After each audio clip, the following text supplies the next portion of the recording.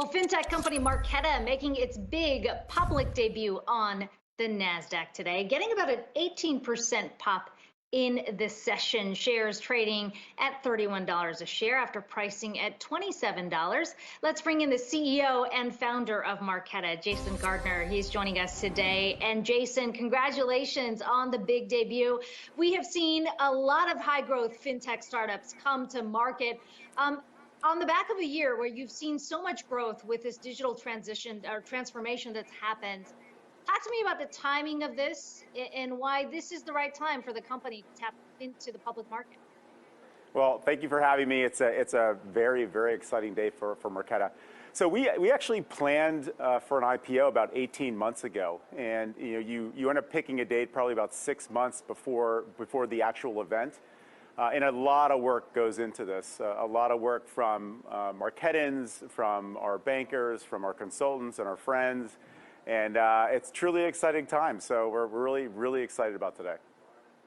Let's talk about the business model here. For those that aren't familiar, Marqeta helps companies issue credit and debit cards to a number of companies, a lot of tech companies that you have partnered with here or count as your clients.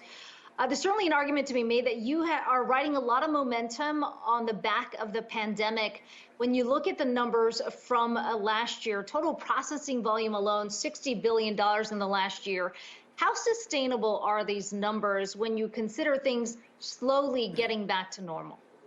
Akiko, we're just scratching the surface. We processed $60 billion, which is less than 1% of the $6.7 trillion of carded volume in the United States. $30 trillion globally. And if you think about our customers, Square, DoorDash, Instacart, Affirm, Afterpay, Sezzle, JP Morgan Chase, Goldman Sachs. Yes, there was a big boom for a lot of companies last year.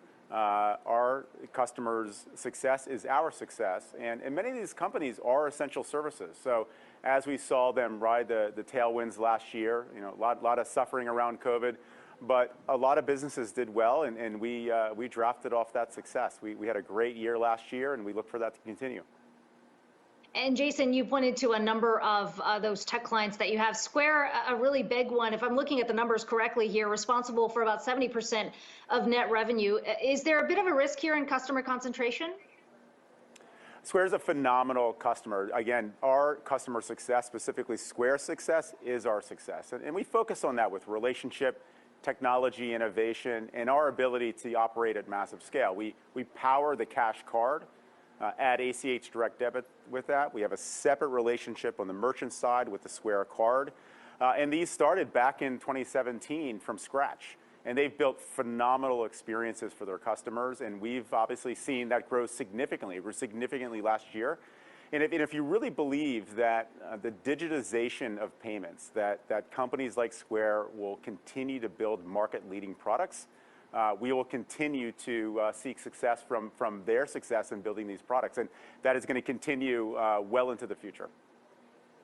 And like many startups, you're not profitable just yet. You posted a net loss of $47 million last year. What's the timeline looking like on that front? Well, again, if you look at simply the opportunity ahead of us, and we're just scratching the surface in this, we will continue to invest in Marqeta technology. We'll continue to invest in geographies. We operate in 36 countries today. We see a lot more growth. Certainly, paying with cards is a global phenomenon, whether it's online or offline. So we want to continue to invest in that market and continue to grow. Jason Gardner, Marqeta founder and CEO. Congratulations again on the debut. It's good to talk to you today.